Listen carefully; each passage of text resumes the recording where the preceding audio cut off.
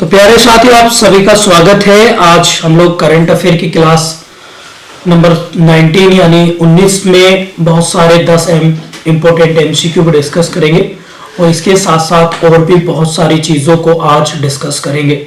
साथ ही हम लोग देखेंगे मध्य प्रदेश से बनने वाले कुछ महत्वपूर्ण प्रश्नों को, टीपीए एक्ट का एक चैप्टर वाइज रिवीजन करेंगे और इसके साथ इंडियन कॉन्स्टिट्यूशन के 10 इंपॉर्टेंट आर्टिकल्स को भी हम लोग आज डिस्कस करने वाले हैं। इसके साथ साथ हम लोग इंडियन ज्योग्राफी के कुछ जैसे ट्रॉपिक ऑफ कैंसर, भारत की Indian standard timeline and Bharat की कोस्टल बाउंड्रीज, इनको रिवाइज करेंगे और भी बहुत सारी चीजें हम लोग आज इस क्लास में रिवीजन या रिवाइज करने वाले हैं। और उम्मीद करता हूं कि आप लोगों को जो ये क्लासेस हैं डेफिनेटली ये काफी फ्रूटफुल होंगी और इन क्लासेस को आप काफी एंजॉय कर रहे होंगे, आपको काफी से हेल्प मिली होगी। तो देखिएगा, आज कल का ही क्वेश्चन है, डॉक्टर मोहन यादव किस राज्य के नए मुख्यमंत्री जो हैं वो बने हैं। अब आप सबसे पहले मुझे अभी, क्योंकि राजस्थान के तो डिसाइड नहीं हुए जिस दिन मैं लेक्चर ले रहा हूं, लेकिन छत्तीसगढ़ के आप लोग मुझे बताइए, आप कमेंट बॉक्स में मुझे छत्तीसगढ़ के आप लोगों को बताना है कि कौन है चीफ मिनिस्टर। अगर मैं बात करूं तो एमपी के मुख्यमंत्री कौन बने हैं, डॉक्टर मोहन यादव। कहां के बने? मध्य प्रदेश के। और इसके बाद अगर मैं बात करूं आप लोगों से तो मध्य प्रदेश के मुख्यमंत्री इससे पहले थे कौन? वो थे आप लोगों के शिवराज सिंह चौहान। अब मध्य प्रदेश से रिलेटेड कुछ फैक्ट को हम लोग देख लेते हैं। यहां पर 230 विधानसभा सीटें हैं, लोकसभा सीटें यहां पर 29 लोकसभा सीट है, यहां पर काफी इंपोर्टेंट है। ठीक है, मध्य प्रदेश के बारे में आप लोगों को बताऊं तो यहां पर 2 डिप्टी सीएम भी यहां पर बने हैं। ये आप लोगों से पूछा जा सकता है कि भैया डिप्टी सीएम कौन कौन से बने हैं। तो 2 लोग बने, उनका नाम आप लोग नोट कर लेंगे। एक का नाम है जगदीश देवड़ा, आप लोग लिख लीजिएगा। एंड सेकंड इज है वो है राजेंद्र शुक्ला। कौन है? राजेंद्र शुक्ला। ठीक है, और यहाँ के अगर इसके विधानसभा की जो स्पीकर बने हैं, विधानसभा के जो स्पीकर बने हैं एमपी के, वो बने हैं farmer agriculture minister of India, वो है नरेंद्र तोमर। स्पीकर कौन बने हैं? स्पीकर लिख लेंगे कौन? नरेंद्र सिंह तोमर, आप लोग नोट कर लेंगे। सभी को आवाज क्लियर है? आवाज में तो कोई प्रॉब्लम नहीं है, मुझे बता देंगे सारे लोग। नरेंद्र सिंह तोमर आप लोग याद रखेंगे, काफी इंपॉर्टेंट है आप लोगों के एग्जाम के पॉइंट ऑफ व्यू से। नरेंद्र सिंह तोमर क्या थे? पहले एग्रीकल्चर मिनिस्टर ऑफ इंडिया, ये आप लोग याद रखेंगे। ठीक है, अब मध्य प्रदेश से रिलेटेड कुछ और फैक्ट देख लेते हैं, जैसे दाल, सोयाबीन, एससी और एसटी जाति, इसके साथ साथ आपको तिलहन की फसलें जितनी होती हैं, एंड इसके साथ साथ आप लोग यहां पे लिखेंगे वन फॉरेस्ट एरिया और टाइगर में। इन सब में क्या है? मध्य प्रदेश पहले नंबर पर आप लोगों का मध्य प्रदेश स्टैंड करता है। इसको सोया प्रदेश भी बोलते हैं, भोज नगरी भी इसको बोलते हैं, ये भी आप लोग जो है याद रखेंगे। ठीक है, इसके साथ साथ मैं आप लोगों को कुछ मध्य प्रदेश से रिलेटेड बातें आप लोगों को बताना चाहूंगा। तो वो क्या है मध्य प्रदेश से रिलेटेड, आप लोग चाहो तो यहां पर नोट कर लेंगे, लिख लेंगे। यहां पर है एक सांची का स्तूप यहां पर है मध्य प्रदेश एमपी में। तो प्लीज इस पर आप लोगों को काफी काम करना पड़ेगा। ठीक है, मतलब ये आप लोगों को देखना पड़ेगा। एक है आप पंचमढ़ी टूरिस्ट स्टेट है, ये भी आप लोग मध्य प्रदेश में है। और एक चीज आप लोग यहाँ पे याद रखेंगे, वो क्या है? सतपुड़ा, बांधवगढ़,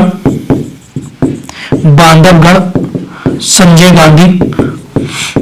गांधी, पन्ना,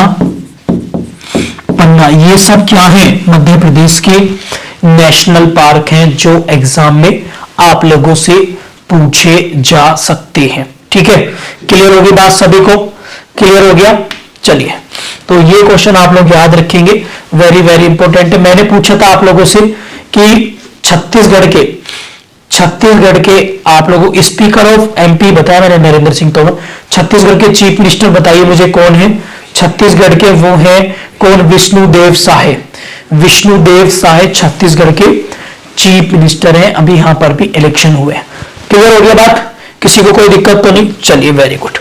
इसके बाद है क्वेश्चन नंबर 2, हाल ही में किस राज्य में लाकाडोंग हल्दी को जीआई टैग मिला है?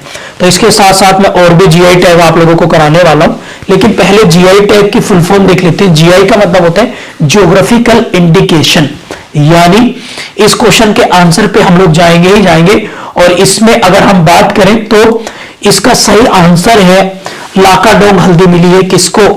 मेघालय को। ऑप्शन नंबर डी इसका ठीक है।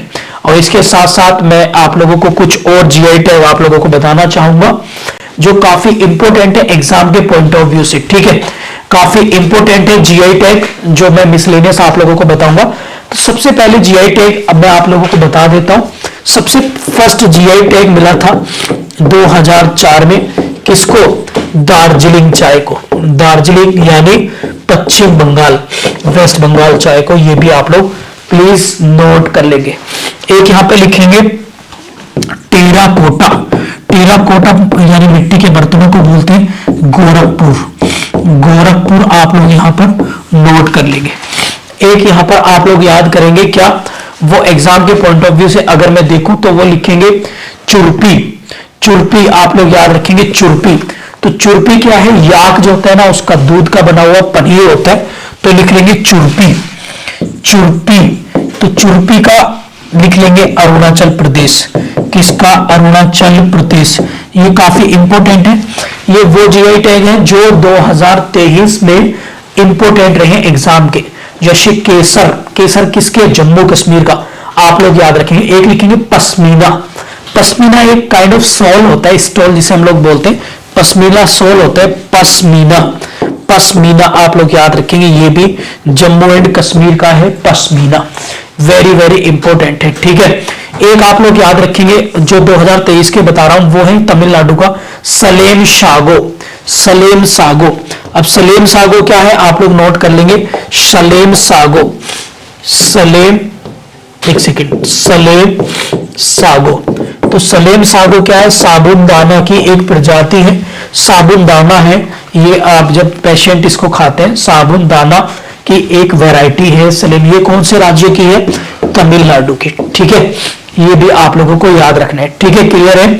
उत्तर प्रदेश का आप लोग याद रखेंगे, उत्तर प्रदेश की याद रखेंगे, काफी इंपॉर्टेंट है। वो है जीआई टैग मिला है जून 2023 में, वो मिला है तारकाशी। तारकाशी, मैनपुरी की तारकाशी। तो मैनपुरी उत्तर प्रदेश को आप लोग यहां पर जो है वो लिख लेंगे एग्जाम के पॉइंट ऑफ व्यू से। ठीक है, इसके साथ साथ आप लिखेंगे काजू, गोवा का काजू। तो काजू के लिए मिला है गोवा को। ठीक है, किसको? गोवा को। तो ये कुछ जीआई टैग थे आप लोगों के जो एग्जाम में पूछे जाते हैं, और भी बहुत सारे, पर आप लोगों को इस पे थोड़ा सा ध्यान जो है वो रखना पड़ेगा। सभी को समझ में आ रहा है? चलिए, तो इसका राइट आंसर इज मेघालय। ठीक है, मेघालय के बाद हम लोग, अब मैं जल्दी से आप लोगों को तेजी से लेके चलता हूं कुछ नई चीजों की ओर। और नई चीज क्या है फटाफट से हम लोग देखेंगे। हम यहां पर आज डिस्कस करने वाले हैं नॉन वेज डे। तो नॉन वेज डे कब मनाए जाते हैं? 25 नवंबर को। किसके द्वारा घोषित किया गया? Bye Uttar Pradesh government. एक है नीलगिरी, नीलगिरी तहर दिवस। तहर दिवस, तो ये 7 अक्टूबर को किसके द्वारा? तमिलनाडु सरकार के द्वारा। तमिलनाडु सरकार के द्वारा। स्पेस डे, अंतरिक्ष दिवस 23 अगस्त को ये सेलिब्रेट किया। मोदी जी ने घोषणा की इसरो के अचीवमेंट को लेकर। और इसरो क्या है? Indian space research and organisation. 1969 में स्थापना हुई थी, बेंगलुरु में हेडक्वार्टर। एस सोमनाथ इसके क्या है? अध्यक्ष है। ठीक है, पश्मीना मैंने आपको बताया था जम्मू कश्मीर में। ठीक है, इसके बाद है वीर गौरव दिवस। वीर गौरव दिवस, तो ये वीडी सावरकर को लेकर है 28 मई को। 28 मई को कौन सी सरकार ने मनाया? तो लिख लेंगे महाराष्ट्र सरकार ने। कहां पर? महाराष्ट्र सरकार ने दिवस आप लोगों को मनाया था। और इसके साथ साथ मैं आप लोगों को रिवाइज करा दे रहा हूं जनवरी मंथ के दिवस। तो 1 जनवरी को क्या हो गया, फैमिली डे, 1 जनवरी। इसके बाद आप लोगों का 4 जनवरी को क्या हो गया, ब्रेल दिवस, ब्रेल दिवस। इसके बाद आप देखेंगे तो वो है 9 जनवरी, वो है प्रवासी दिवस, आप लोग नोट करेंगे। 10 जनवरी को international Hindi day, Hindi day. और इसके बाद आप 12 जनवरी को देखेंगे यूथ डे, स्वामी विवेकानंद जी के जन्म दिवस पे मनाते हैं। इसके बाद 15 जनवरी को कौन सा मनाते हैं, आर्मी डे, और आर्मी चीफ कौन है हमारे, मनोज पांडे। फिर इसके बाद 23 जनवरी को मनाते हैं क्या, पराक्रम दिवस, और पराक्रम दिवस किसके, नेताजी सुभाष चंद्र बोस। 24 जनवरी को क्या मनाते हैं, आप लोग नोट करेंगे, यूपी डे और बालिका डे। 25 जनवरी को क्या मनाते हैं हम लोग, 25 जनवरी को मनाते हैं क्या, वो मनाते हैं वोटर डे। कौन सा, वोटर डे, आप लोग नोट करेंगे, या टूरिस्ट डे। इसके साथ आप लोगों का 30 जनवरी को मनाते हैं, गांधी जी की हत्या हो गई थी तो शहीद दिवस के रूप में। जनवरी माह के दिवस आप लोगों को प्लीज सारों के सारे याद होने ही चाहिए। बार बार मैं इनको रिवाइज करूंगा तो आप लोगों को याद हो जाएगा, ठीक है। चलिए नेक्स्ट एमसीक्यू की ओर चलेंगे हम लोग। नेक्स्ट एमसीक्यू देखते हैं। एमसीक्यू नंबर 2 हमारा जो क्वेश्चन है वो है, हाल ही में किस देश के पूर्व बल्लेबाज जो सोलेमन का निधन हुआ है, ये किस देश के थे, ये आप लोगों को याद रखना है। तो ये थे आपके किसके, वेस्ट इंडीज के, ये आप लोगों को याद रखना है। और वेस्ट इंडीज एकमात्र ऐसी क्रिकेट टीम थी जो वर्ल्ड कप तो जीता ही इसने 1975 में सबसे पहले, लेकिन इस बार 2023 के क्रिकेट वर्ल्ड कप में ये शामिल नहीं थी। कौन, वेस्ट इंडीज शामिल नहीं थी। और ये 2023 का क्रिकेट वर्ल्ड कप कहां पर हुआ था, ये इंडिया में हुआ था, नरेंद्र मोदी स्टेडियम में फाइनल खेला गया। ऑस्ट्रेलिया जीती और इसमें जो इंडिया है वो उसको हार का सामना करना पड़ा था। बात क्लियर होगी सभी को, कोई दिक्कत तो नहीं। चलिए आगे बात करेंगे। तो आईसीसी आप लोग याद रखेंगे, इंटरनेशनल क्रिकेट काउंसिल, इसका हेडक्वार्टर दुबई में है, दुबई यूएई में आता है, और यूएई। और इसके बात करें तो BCCI, board of cricket control of India, इसका जो हेडक्वार्टर है वो मुंबई में है, मुंबई में, ठीक है। ये आप लोग याद रखेंगे। ग्रेग बार्कले न्यूजीलैंड के, वो है कहां के, ग्रेग बार्कले जो न्यूजीलैंड के, वो कहां के अध्यक्ष हैं, आईसीसी के प्रेसिडेंट है, ठीक है। और इसके साथ अगर हम बात करें बीसीसीआई के अध्यक्ष कौन है इस टाइम पे, वो है रोजर बिन्नी जी, ठीक है। क्लियर है, क्लियर होगी बात। चलिए क्वेश्चन नंबर 3 हम लोग बात करेंगे। हाल ही में कौन सा 4 दिवसीय 27वें WAIPA विश्व निवेश सम्मेलन, वर्ल्ड इन्वेस्टमेंट कॉन्फ्रेंस कहां पर हुई है, तो इसका सही आंसर आप लोगों को बताना है। क्वेश्चन नंबर 4 का क्या आंसर है ये आप मुझे बताइए जल्दी से। तो इसका सही आंसर है क्या, आपके ये भारत में ही आयोजित की गई है, ठीक है, भारत में। इसमें 4 ऑप्शन है, पहले उनको देखते हैं। रूस, इसके राष्ट्रपति व्लादिमीर पुतिन है, और रूस का युद्ध चल रहा है किसके साथ, यूक्रेन के। और भारत ने यूक्रेन से कौन सा ऑपरेशन चलाया था, ऑपरेशन आप लोग याद रखेंगे गंगा, ऑपरेशन गंगा। आप मुझे बताइए WAIPA इसकी फुल फॉर्म क्या होती है, पहले मुझे बताइए फटाफट से प्लीज, जल्दी से। फिर इसके बाद ये एक इन्वेस्टमेंट कॉन्फ्रेंस थी जो भारत के नई दिल्ली में हुई है। ऑस्ट्रेलिया को प्यासी भूमि का देश कहते हैं, और ऑस्ट्रेलिया की बात करें आप लोगों से तो यहाँ की राजधानी कैनबरा है। और इसी ऑस्ट्रेलिया में 2026 में आप लोग नोट कर लेना क्या होंगे, कॉमनवेल्थ गेम्स आप लोगों के आयोजित किए जाएंगे। और ऑस्ट्रेलिया के एल्बनीज, एंथनी एल्बनीज यहाँ के क्या है, चीफ मिनिस्टर है, वो सॉरी प्राइम मिनिस्टर है कहाँ के, ऑस्ट्रेलिया के, ठीक है। क्लियर होगी बात सभी को, क्लियर हो गया, कोई किसी को और कुछ पूछना तो नहीं है। आगे बढ़े, चलिए नेक्स्ट क्वेश्चन हम लोग देखेंगे। क्वेश्चन नंबर 5 हाल ही में विकसित भारत 2047 वॉइस ऑफ यूथ पहल की शुरुआत किसने करी है? तो ये आपका राइट आंसर क्या है? नरेंद्र मोदी। इन्होंने कहा है विकसित भारत का संकल्प क्या है? 2047 का। तो आप लोग मुझे बताइए जल्दी से, कुछ टारगेट घोषित कर रखे हैं सरकार ने कि भाई हम जो है अंतरिक्ष में चंद्रमा पर हम मनुष्य को ले जाएंगे 2040 तक। चंद्रमा पर कहां तक पहुंच जाएगा मनुष्य? भारत मनुष्य 2040 तक, आप लोग याद रखेंगे, ठीक है।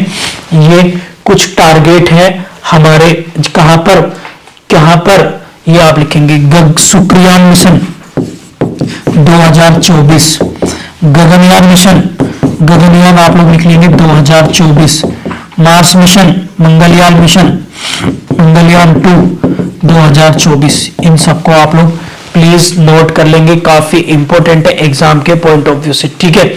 क्लियर है? क्लियर हो गया सभी को? किसी को कोई दिक्कत तो नहीं है? ये ही क्वेश्चन आपके एग्जाम में टकराएंगे, वेरी वेरी मोस्ट हैं, ठीक है। क्लियर है? चलिए, तो ये आप लोगों को ध्यान में रखना है। आप लोग अच्छा मुझे बताइएगा जल्दी से, एड्स मुक्त भारत कब होना चाहता है? और टीबी मुक्त, एड्स और टीबी मुक्त, एड्स और टीबी मुक्त, और दोनों कमेंट बॉक्स में बताइएगा जल्दी से। इतने आप लोग बताइए, इतने में आप लोगों को कुछ नई चीज पे लेके चलता हूं फटाफट से बीच में, ताकि आप लोग बोर भी ना हो।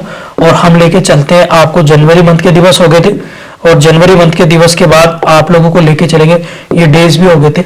हम ये कुछ क्वेश्चन है कर्क रेखा, भारत से कर्क रेखा देखेंगे, कर्क रेखा, ठीक है। क्लियर है? ये आप लोग लिखेंगे, तो वो लिखेंगे कर्क रेखा। ट्रैफिक ऑफ कैंसर भारत के कितने राज्यों से गुजरती है? फिर देखेंगे भारतीय मानक समय रेखा, इंडियन स्टैंडर्ड टाइमलाइन कितने राज्यों से गुजरती है? तटीय राज्य कौन कौन से, कोस्टल बाउंड्री कौन से बनाते हैं? और फिर देखेंगे न्यूक्लियर पावर प्लांट। तो इस सेक्शन में हम इन चारों को डिस्कस करेंगे अभी के अभी। तो इसके लिए हम खोल लेते हैं क्या, एक भारत का मैप। और भारत के मैप पर हम लोगों ने देखा सबसे पहला क्वेश्चन क्या था हमारा? सबसे पहले क्वेश्चन है हमारा ट्रैफिक ऑफ कैंसर कितने राज्यों से गुजरती है? तो ट्रैफिक ऑफ कैंसर कितने से जाती है? अगर मैं आप लोगों को बात करूं तो ट्रैफिक ऑफ कैंसर लगभग हमारे यहां से सभी राज्यों से होती हुई, आप लोग ध्यान रखेंगे, यहां से जाती है। कौन कौन से राज्य है? गुजरात, एक गुजरात हो गया, एक मध्य प्रदेश 2, छत्तीसगढ़ 3, झारखंड 4, वेस्ट बंगाल 5, त्रिपुरा 6, और आप लोगों को थोड़ा सा ये राजस्थान भी रह गया। एक मिनट इसको सीक्वेंस में सही कर देता हूं, एक सेकंड के लिए रुकेंगे। राजस्थान 2, एमपी 3, छत्तीसगढ़ 4, झारखंड 5, वेस्ट बंगाल 6, त्रिपुरा 7 और मिजोरम 8। ये आप लोगों को याद कर लेना है, मिजोरम याद करना है, ना कि मणिपुर। वेरी गुड, मणिपुर, ठीक है। मणिपुर आप लोगों को नहीं आएगा, ये याद रख लेना। मणिपुर 2 वजह से चर्चाओं में, एक तो किसकी शादी हुई है अभी मणिपुर में, क्या नाम है उसका, हुड्डा क्या, और एक मणिपुर में वायलेंस हुए ठीक है।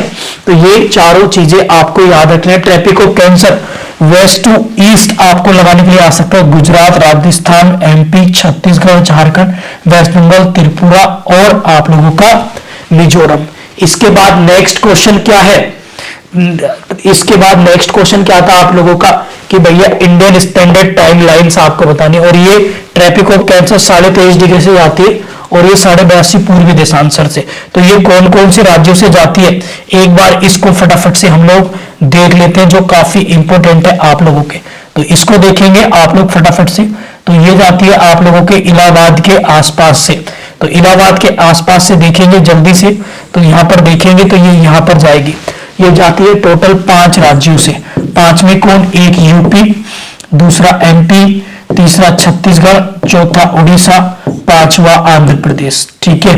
ये 5। तो इलाहाबाद के नैनी से हमारे टाइम को जीएमटी से 5.5 घंटे आगे है मेजर किया जाता है। ये सब मैं ज्योग्राफी की क्लास में कराता हूँ, बट इस करंट अफेयर की क्लास में भी आप लोगों को मिसलेनियस तौर पे थोड़ा सा समझा दे रहा हूं। नेक्स्ट क्वेश्चन था कि भारत में कोस्टल बाउंड्री बतानी है। कोस्टल बाउंड्री, कोस्टल मतलब जो तटीय राज्य हैं, तो तटीय राज्य जो है वो 9 राज्य हैं। यूपी में आ भी चुका है, यूपी जुडिशरी में। सबसे लंबी कोस्टल बाउंड्री बनाता है आप लोगों का वो है गुजरात पहले नंबर पर, फिर दूसरे पे महाराष्ट्र, तीसरे पे गोवा, चौथे पे कर्नाटक, पांचवें पे केरल, 6 पे तमिलनाडु, 7 पर आप लोगों का आंध्र प्रदेश, 8 पर आप लोगों का उड़ीसा और 9 है आपका वेस्ट बंगाल। इसमें सबसे ज्यादा 900 मीटर की डिस्टेंस आप लोगों का गुजरात करता है। फर्स्ट पोजीशन पर longest border and second longest border है आप लोगों का आंध्र प्रदेश। ये भी आप लोगों को याद रखना है, ठीक है। क्लियर हो गया, सभी को रिवाइज हो रहे। चलिए, इसके बाद मेरा नेक्स्ट क्वेश्चन था आप लोगों का कि भाई हमें क्या बताना है। नेक्स्ट क्वेश्चन क्या था? नेक्स्ट क्वेश्चन था तटीय राज्य हो गए, कर्क रेखा हो गई, मानक समय, परमाणु ऊर्जा संयंत्र, atomic power, nuclear atomic power plant हमें बताने। तो इन्हें भी मैं मैप के माध्यम से बता देता हूं आप लोगों को। तो मैप पे लिख लेंगे, यहां पर लिखेंगे कुंडनकुलम, कुंडनकुलम, कल्पक्कम तमिलनाडु, कल्पक्कम ये दोनों कहां पर है? कुंडनकुलम और कल्पक्कम तमिलनाडु में है। उत्तर प्रदेश में ननौरा बुलंदशहर, ये ननौरा यूपी बुलंदशहर में है।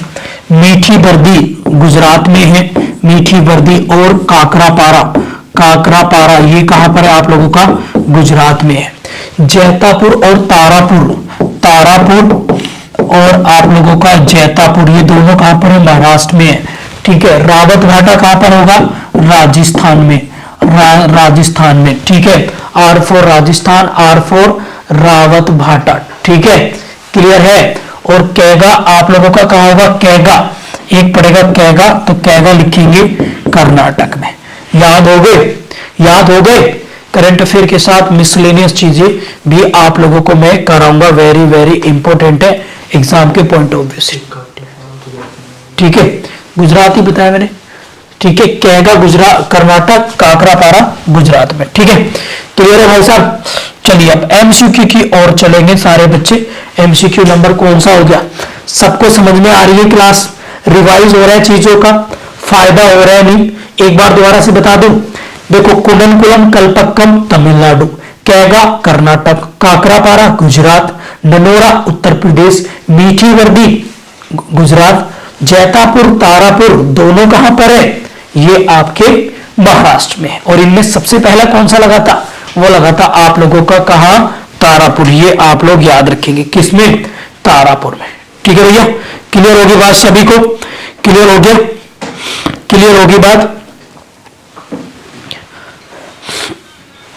ठीक है। इसके बाद यहां से देखेंगे क्वेश्चन नंबर 6 आप लोग डिस्कस करेंगे। हाल ही में सर्वोच्च न्यायालय ने अनुच्छेद 370 निरस्त करने के केंद्र सरकार के फैसले को बरकरार रखा है। तो पहले तो मुझे आर्टिकल 370 से रिलेटेड केस लॉ बताइए, मुझे क्या नाम है केस लॉ का जो अभी कल जजमेंट आया? ये वो है, तो इसके बारे में आप मुझे बताइए फटाफट से। तो ये निरस्त कब किया गया था? 2019 में इसको फैसला जो है सरकार ने लिया था। ये आप लोग इसको बताइए, ठीक है। अब केस का नाम मुझे बताइए कि केस का नाम क्या है? कोई है, कोई बच्चा है जो बताएगा केस का नाम? आर्टिकल 370 से रिलेटेड जो अभी पिटिशनर डली थी, ये आप लोग मुझे बताइए। तो इसमें 2 केस आप लोग याद रखेंगे। एक तो है इल रे इंड्रे आर्टिकल 370 पर एक केस का नाम, तो ये आप लोग याद रखेंगे जो काफी इंपॉर्टेंट है। एक नाम रखेंगे Manohar Lal Sharma, Manohar Lal Sharma versus of India, union of India. ये 2 केस के नाम आप लोग इससे याद रखेंगे। क्लियर है बात सभी को? क्लियर हो गई बात? जम्मू कश्मीर राज्य के बारे में काफी सारी चीजें मैं कई बार आप लोगों को बता चुका हूं। जम्मू कश्मीर राज्य भारत का यूनियन टेरिटरी बना और पहले राजा हरि सिंह का ये राज्य हुआ करा था। जम्मू कश्मीर में जो श्रीनगर है, इसकी स्थापना सम्राट अशोक ने करी थी। ये भी आप लोग नोट कर लेंगे, किसने? सम्राट अशोक ने, ठीक है। इसके साथ साथ डल झील, बुलर झील, नागिन झील, अनंतनाग, शेषनाग कुछ लेक हैं जो जम्मू कश्मीर में है। किशनगंगा तुलबुल परियोजना और दुलहस्ती परियोजना ये जम्मू कश्मीर राज्य में आप लोगों को याद रखनी पड़ेंगे। और मैं एक इंपॉर्टेंट टॉपिक यहां पर अभी छेड़ देता हूं, वो क्या है, आप लोग लिख लेंगे इसी के साथ में, वो लिख लेंगे इंडस वाटर एग्रीमेंट, यानी हिंदी में लिखेंगे इसको सिंधु जल समझौता, हिंदू जल समझौता। ठीक है, तो फर्स्ट ऑफ ऑल ये याद रखना कि ये हुआ कब था, तो ये 1960 में हुआ था। किसने कराया था ये भी आपको याद रखना है। तो इसमें मीडिएशन किया था वर्ल्ड बैंक ने। ठीक है, वर्ल्ड बैंक यानी जो ब्रेटन वुड कन्वेंशन 1944 से अगर हम बात करेंगे तो 1944 से ब्रेटन वुड कन्वेंशन हुआ और उसमें दो ऑर्गेनाइजेशन डेवलप हुए, एक आईएमएफ, एक वर्ल्ड बैंक, दोनों का हेडक्वार्टर वाशिंगटन डीसी में। आइए मुद्दे पर, इंडस वाटर एग्रीमेंट ये बिटवीन किसके बीच में, इंडिया एंड वर्सेस पाकिस्तान, ये आप लोगों को याद रखना है।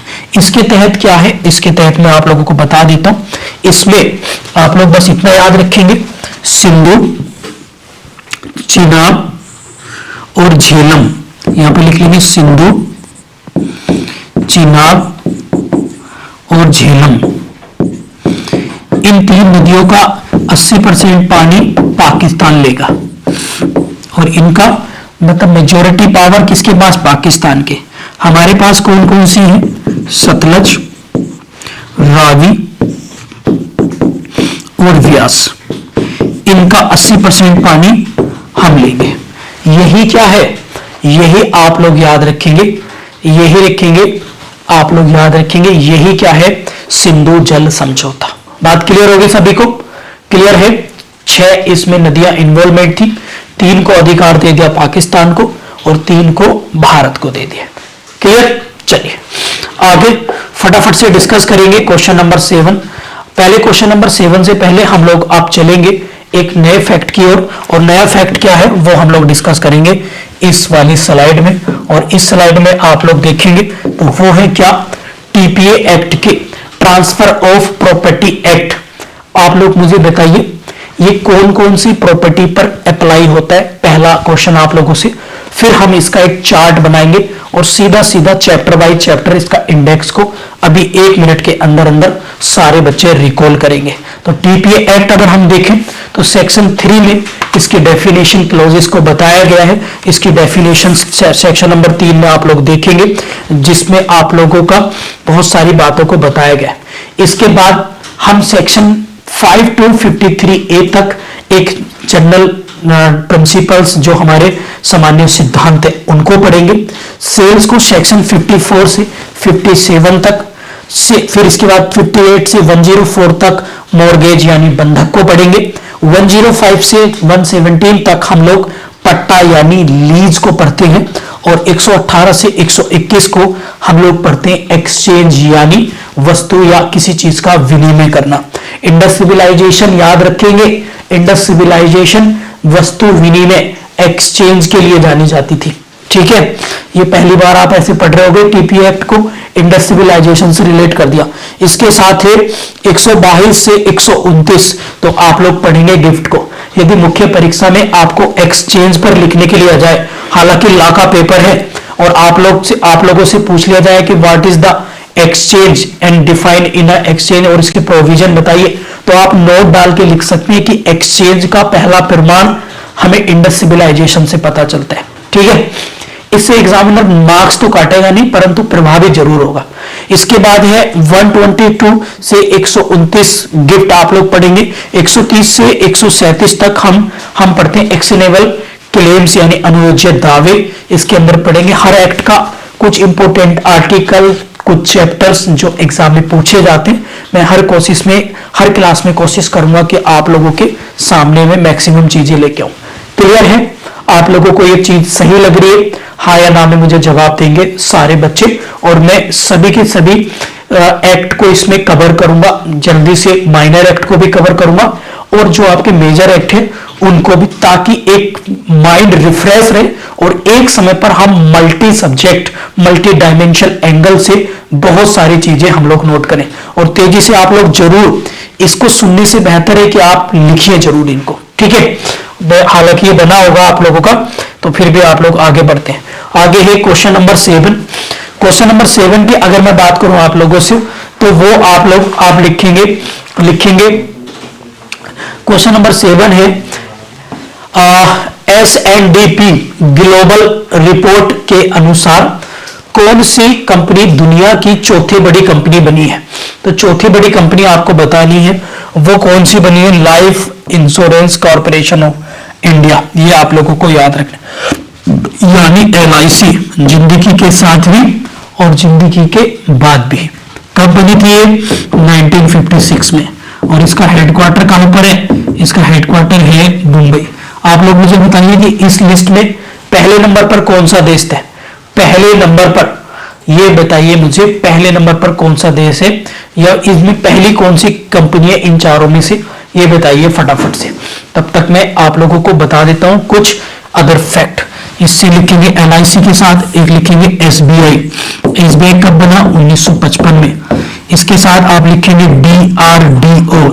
DRDO कब बना, 1958 में। इसके बाद लिखेंगे इसरो बना 1969 में। इसके बाद लिखेंगे नाबार्ड लिखेंगे आप लोग 1982 में। इसके बाद लिखेंगे सेबी लिखेंगे 1988 में। फिर लिखेंगे वुमेन कमीशन लिखेंगे आप लोग, लिखेंगे 1992 में। फिर लिखेंगे, ऐसे तो मैं बहुत सारे ईयर बता दूंगा, हरित क्रांति लिख लीजिएगा, ये कई बार आती है, ग्रीन रेवोल्यूशन 1966 to 67, ये ईयर आपको याद करने पड़ेंगे। ओबीसी कमीशन कब बना, 2018 में 102 संविधान संशोधन से। ठीक है, तो बहुत सारे फैक्ट आप लोगों को मैं करा दूंगा, वेरी वेरी इंपॉर्टेंट। ठीक है, क्लियर है, आगे बढ़े, कोई दिक्कत तो नहीं, जल्दी से मुझे बता देंगे। ठीक है, चलिए आगे बढ़ेंगे। क्वेश्चन नंबर 8 को हम लोग डिस्कस करेंगे। तो क्वेश्चन नंबर 8 है, टेक्सन की रिपोर्ट के अनुसार भारत वैश्विक स्टार्टअप फंडिंग रैंकिंग 2023 में कौन से स्थान पर जो है वो रहा है, ये आप लोगों को बताना है भारत के बारे में। तो आप लोगों को बताना है 8 का क्वेश्चन कौन सा है, तो वो है 4th पोजीशन पर। ठीक है, अब बस इसमें बस आप लोगों को याद रखना है startup funding, global startup funding ranking 2023 में कौन सा है, आपका चौथे नंबर पर।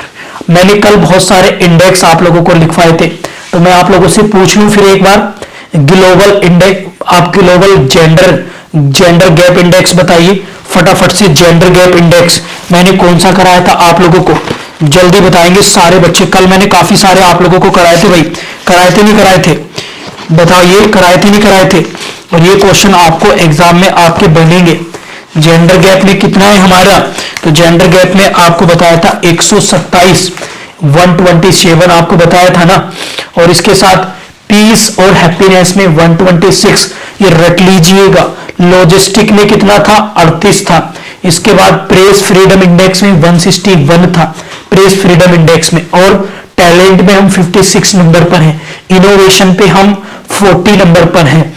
और हम अगर हम बात करें तो कल की क्लास आप लोगों ने देखी होगी, क्लाइमेट चेंज इंडेक्स में कितना है भारत की पोजीशन, 7th पोजीशन पर, जो मैंने कल की क्लास में आप लोगों को कराई थी। ठीक है, और हंगर इंडेक्स में कितना है, भूखमरी सूचकांक में 111वें नंबर पर।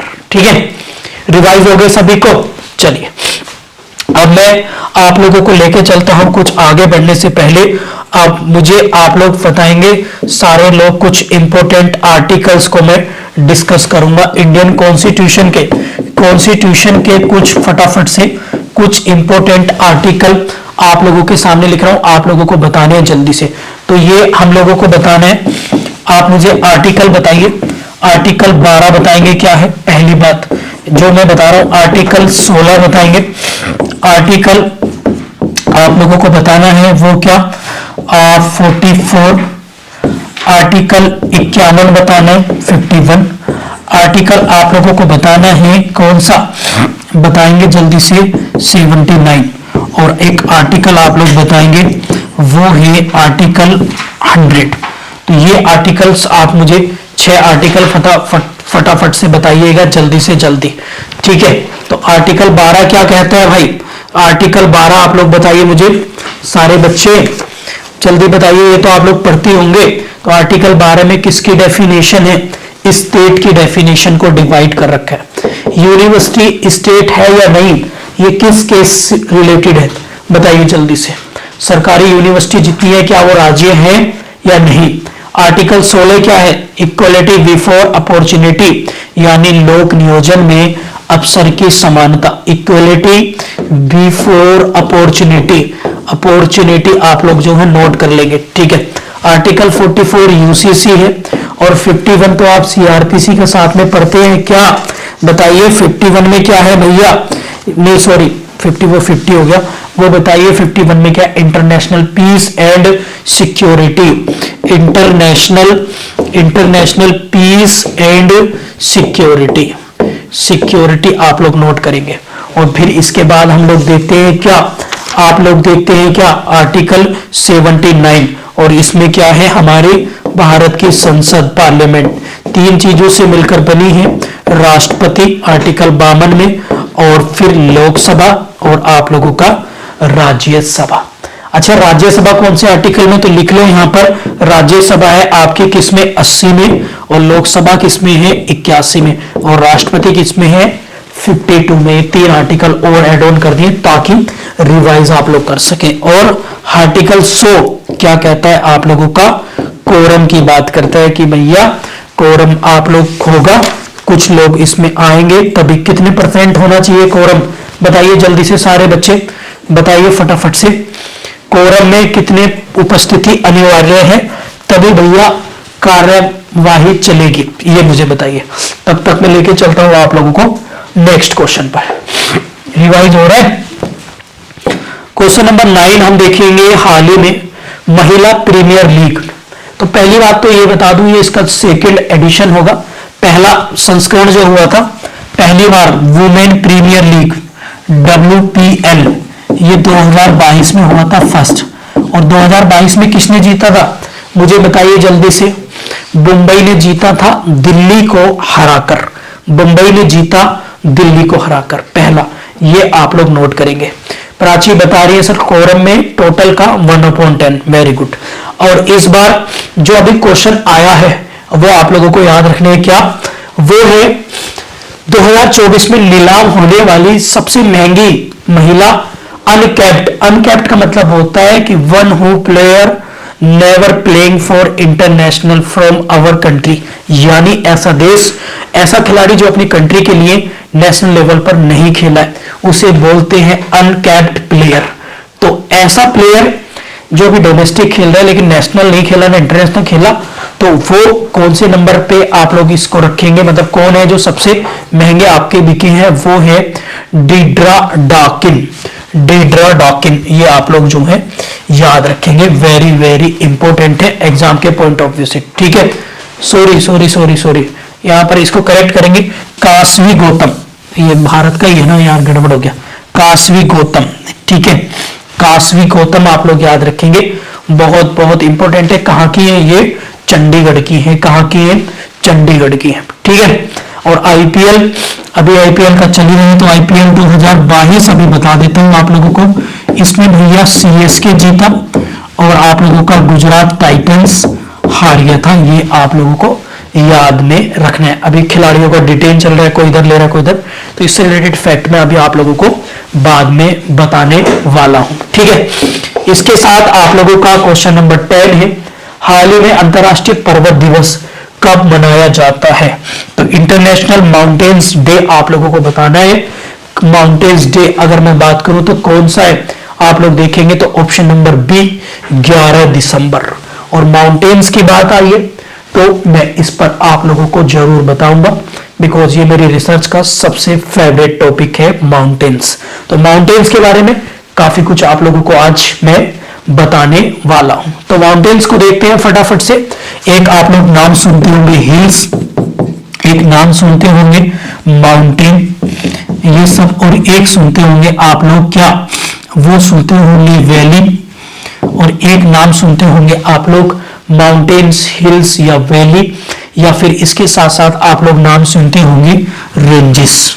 रेंजेस मतलब श्रेणियां, यानी हिंदी में कहते हैं पहाड़ी, इसको कहते हैं पर्वत, इसको कहते हैं घाटी और इसको कहते हैं श्रेणी। बेसिक तौर पे इनसे रिलेटेड एग्जाम के क्वेश्चन भी बताऊंगा। ठीक है, ठीक है। तो वो कौन से पहाड़ियां क्या होती हैं जिनका स्लोप इस तरीके से होता है, ये पहाड़ी होती है और ऊंचे होते हैं, हरे भरे होते हैं, वो पहाड़ियां होती हैं। और इसके बाद है माउंटेन्स, माउंटेन्स जिनकी औसतन ऊंचाई 6000 मीटर या फिर उससे ऊपर होती है और ये नुकीले होते हैं और इनके ऊपरी भाग पर आइस होती है, बर्फ होती है, ये पहाड़ होते हैं। घाटी क्या होती है? घाटी होती है दो पहाड़ों के बीच में, दो पहाड़ों के बीच का जो क्षेत्र होता है जहां पर Kashmir valley, Kathmandu valley, Chamba valley, Spiti valley, ये सारी घाटियां होती है और यहाँ पर मनुष्य निवास करता है। एक होता है रेंजिस, रेंजिस क्या होता है? हिल्स और माउंटेन्स के ग्रुप को रेंजिस कहते हैं, जहां पर पहाड़ और माउंटेन्स मिलकर ग्रुप बना लेते हैं, इस तरीके से ग्रुप बना लेते हैं, ये ग्रुप बना लेते हैं, यही क्या है? यही आपका रेंजिस है। कॉन्सेप्ट क्लियर हो गया सभी को? बहुत छोटी सी बात है लेकिन है बड़ी बात। और मैं आप लोगों को बताना चाहूंगा कुछ एग्जाम से रिलेटेड क्वेश्चन। एक है K2 गॉडविल, तो K2 गॉडविल कहां पर पड़ेगी?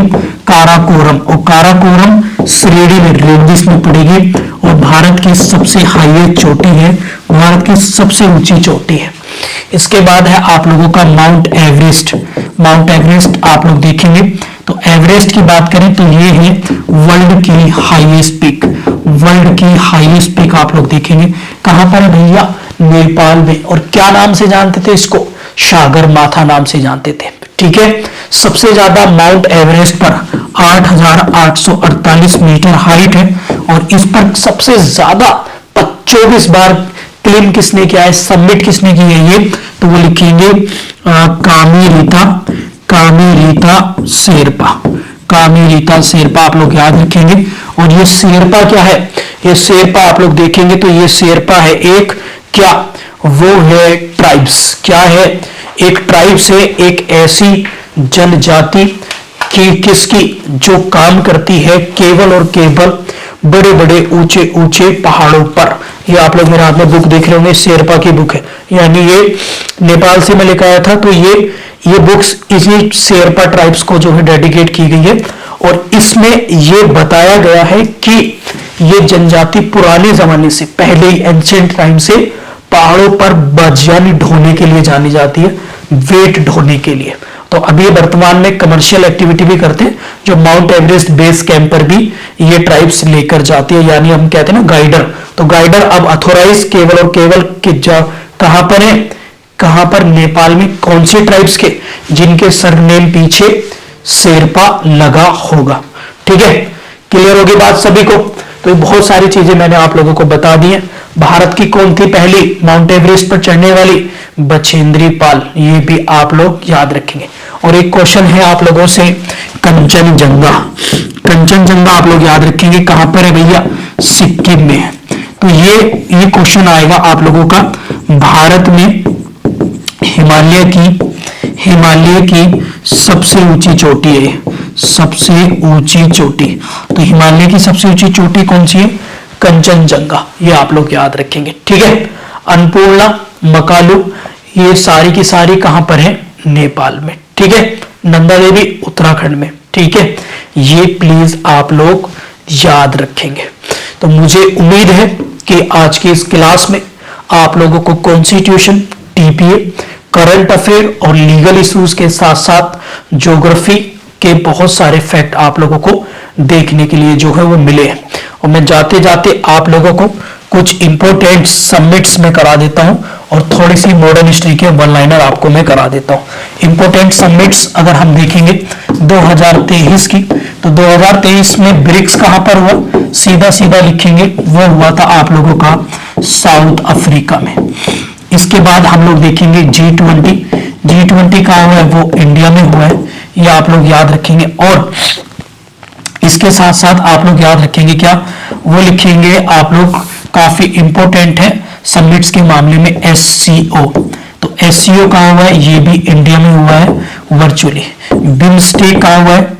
बिम्स्टेक आप लोग याद रखेंगे, ये हुआ है आपका थाईलैंड में, ठीक है, थाईलैंड में बिम्स्टेक का आयोजन जो है वो किया गया है। तो ये समिट्स आप लोगों को प्लीज याद रखनी है। जाते जाते मैं आप लोगों को राजा राम मोहन राय जी के बारे में बताता जाता हूं कि राजा राम मोहन राय, इन्हें भारत का मॉडर्न हिस्ट्री का, मॉडर्न इंडिया का फादर कहा जाता है और इनकी किताबें अक्सर एग्जाम में पूछी जाती हैं। कौन कौन सी हैं इनकी किताबें, तो आप लोग लिख लेंगे फटाफट से। शंबाद कौमुदी है इनकी पुस्तक। एक इनकी पुस्तक है मिरातुल अकबार आप लोग नोट करेंगे। ब्रह्मनिकल लिखेंगे, ब्रह्मनिकल। फिर इसके साथ है बजट, ये सब इनके किताब हैं। और इन्होंने, आप लोगों ने देखा होगा 1814 में आत्मीय सभा, 1814 में कौन सी आत्मीय सभा, वेदांत कॉलेज 1825 में वेदांत सोसाइटी, और आप लोगों का 1828 में आपका ब्रह्म समाज इन्होंने स्टार्ट किया था। इन्हें राजा की उपाधि अकबर सेकंड ने दी थी, अकबर सेकंड ने, ठीक है। तो इस क्लास में बहुत सारी चीजें मैंने आप लोगों को करा दी हैं ताकि आपका एक बहुत जल्दी समय में, 1 घंटे में बहुत सारी चीजों का रिवीजन होंगे, ठीक है। तो बाकी इस क्लास को हम लोग यहीं पे कंप्लीट करते हैं। उम्मीद करता हूं कि आप लोगों को मेरे द्वारा जो क्लासेस दी जा रही हैं आपके जुडिशियल एग्जाम को ध्यान में रखते हुए काफी फ्रूटफुल होंगी और इससे आप लोगों का बहुत जो है वो आपको इससे सीखने के लिए मिलेगा। फिर आप लोगों से मुलाकात होगी। Thank you.